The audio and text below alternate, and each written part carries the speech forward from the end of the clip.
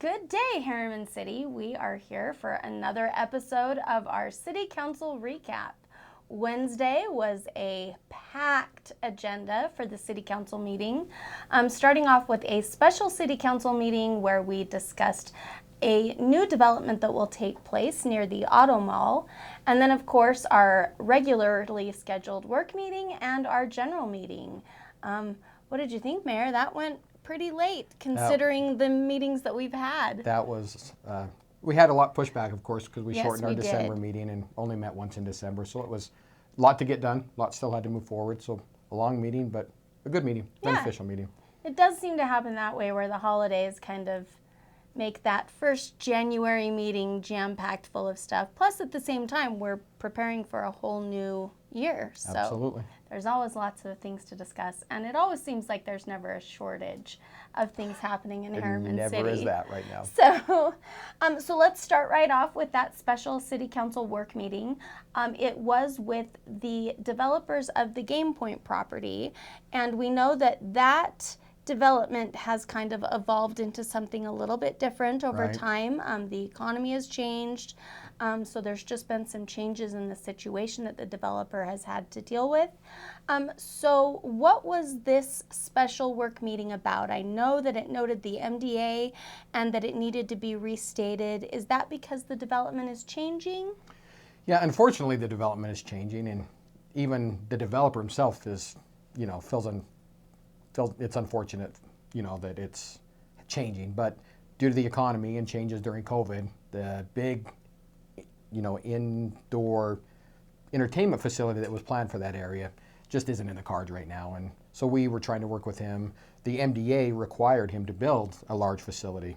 And with that kind of off the table, we kind of had to regroup and find some ways to still bring something of a destination sort of opportunity for the city. So we're excited. I think this new opportunity is going to have some office space, at least a 2-story office from what the initial application is, and then some unique restaurants to the area, and 35% of this still has to be unique restaurants or entertainment. So we're hoping for things like an axe throwing or, some of those sort of options. But then it'll have some nice restaurants with some outdoor seating, which really will be unique to the city. There's really no outdoor seating still, so this will be really nice. It's not what we had originally anticipated, but I still think we're going to get a great product in that area. Yeah, the renderings that I saw during that meeting really show this aesthetically pleasing, really inviting space, whether it's somewhere that you're going to work, recreate, dine, or shop. It seems like it will be a great addition to the city. It'll be a good mix, and with some office space there, it'll kind of really be our first office building, which creates some daytime traffic. Again, there won't be huge offices, but enough to where it's creating traffic for those restaurants there, and that will leak out to those restaurants in that area. So it'll be a good addition to the city. Yeah. And then from there, we moved right into the work meeting. There were quite a few items on the agenda for the work meeting, but a lot of those were just touching on, would you like us to look into this or that or the other? But 2 items that stuck out were City Council discussed amending Code Section 11014 regarding surplus property. And a lot of that discussion centered around kind of fine-tuning what the difference is between personal property and real property, and then of course property disposal and kind of that de minimis amount and how to handle that. So was there anything else that you feel is important for the public to know about that item? Just really, it's our goal to maximize our assets that we have in the community, and this just really fine-tune that. Nothing crazy, but fine-tune that to where we can go maximize any property we have to surplus. So seems like a minor change, but if surplus properties come up, it's going to be a good change for the city. Nice. And then, of course, we moved right into a discussion about Black Ridge Reservoir. This has been an ongoing discussion. Several things have come up over this past year. So I believe we discussed as a part of this work meeting an opportunity for a need for concessions. I know there was a request by a vendor to see if we'd be willing to consider concessions. And then, of course, the continued discussion of parking at Black Ridge, the parking permit program, and the number of available spaces.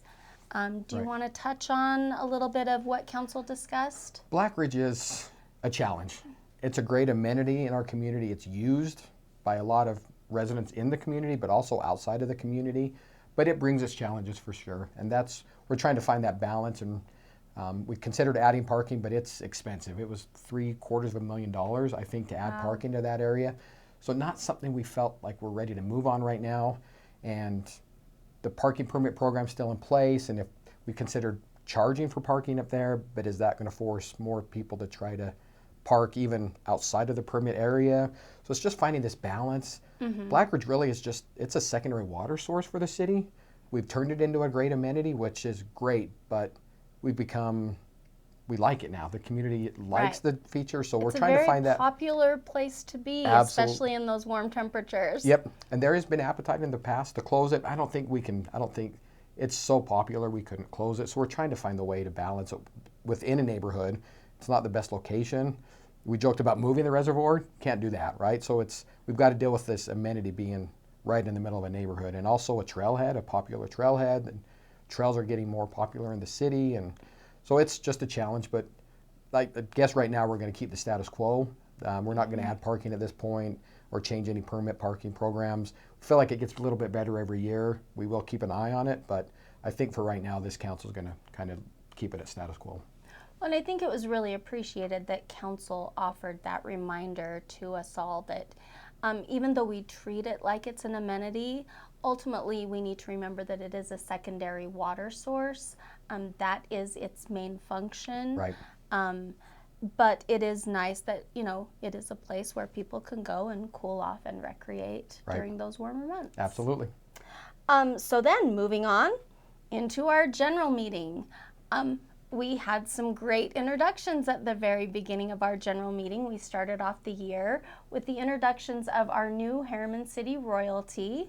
Do you want to let everybody know who they are? Yes, and they are amazing. I've met them. We were able to attend the ceremony, the competition when they were selected. And Caitlin Schreiner is our new Miss Harriman. Caitlin is amazing. She's already been, in just a couple of months, I think she's been officially involved. She's been everywhere. She's really involved in the schools. Her platform has a lot to do with schools. So she's already been involved a lot in our local schools. I've seen her everywhere. They do a great job. Her first attendant is Kaylee Hodges. She's new to royalty as well.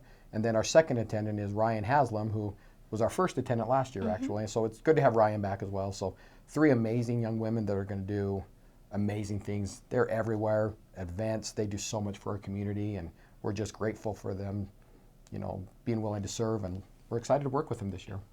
Yes, Harriman City has amazing youth.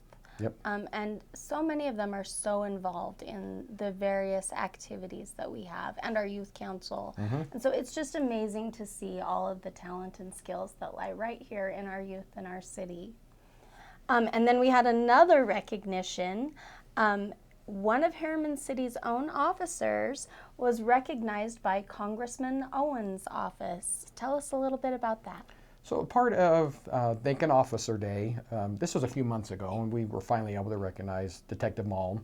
But Congressman Owens took the floor at the Capitol and thanked a few officers from around the state, and our officer was Chuck Malm. Detective Malm was nominated by Chief Carr and some others in the department, and he was selected by Congressman Owens and received this congressional recognition. Yeah. So we were able to recognize him, and his family was there, and just Detective Malm and is just unbelievable. And Chief said, as he told him he was going to be there, he's like, well, what would they be giving me an award for? And Chief said, that's exactly why you're getting this, because you don't think you deserve it, and you absolutely do. So we've got an amazing police department, and Detective Malm just epitomizes that, our team. It was a neat little ceremonial event that took place. It was really neat to see that recognition be given to one of our own officers. Yep, and we're appreciative of Congressman Owens and his office and being there for that too. They took the time to be there and present this. That was very kind. It meant a lot.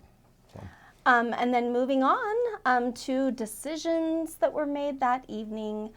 So we did have a discussion regarding a set of committees that will now move from falling under just general Harriman City committees to our newly created nonprofit group, the Friends of Harriman. So what were those committees, and what does that mean for volunteer opportunities? It's kind of for me, it's been kind of surprising that this has been kind of a controversial issue. When Yeah. one of the first things I started hearing last year was there's so many people that want to get involved, but we've got these committees that are doing so well. They're doing amazing things out there, but they lack some resources. They lack some funding. The city's trying to support them, but they lack the ability to go fundraise, to really take charge of these committees. So as we started looking into what a nonprofit could do, we really looked to Draper City was the one we looked at. We're similar communities. They've got their trail system. We would like to become a trail hub as well. So we looked at replicating their committees over there and their nonprofit. Their nonprofit funds 80% of their trail building over there and other events in the city of Draper. So we kind of tried to replicate that. But in the process, we did have to create a nonprofit, which created a new board. And we now decided to roll the committees under this board of directors. And this isn't to take away from anything that anybody else has done on any of these committees. We've had amazing committees. We're hoping these committees, that everybody involved will kind of step in and move over to this new committee, because we are appreciative of what they've done. And now you can get involved now. And if you're passionate about mountain biking, you can get involved. If you're passionate about horseback riding, we're hoping to have some push now for trails on, for the horseback riders as well. If you're passionate about, if you wanted to see some art shows in the city, we'd love to find a way to have some art shows in the city. Just things that our committees haven't had the resources to do. Now we're hoping we can get more people involved. These committees can go raise money now. And if you donate your time or resources, you can specify if it's your passion, there's now a way to get involved in the community. And it's through this nonprofit. Anybody's welcome to join. They'll probably take anybody that wants to come on a committee. Just opportunities to raise money for the city. This is going to take all the amazing work our previous committees have done, and we're trying to just take it another level so they can really enhance it and do even more with. I don't think we want to destroy anybody's vision or what they've done. It's just we just want to add on to it. So we're appreciative of everybody serving. We hope everybody applies to be in the new one. And if you're interested, I want to put this plug out there everywhere. Go to friendsofharriman.org.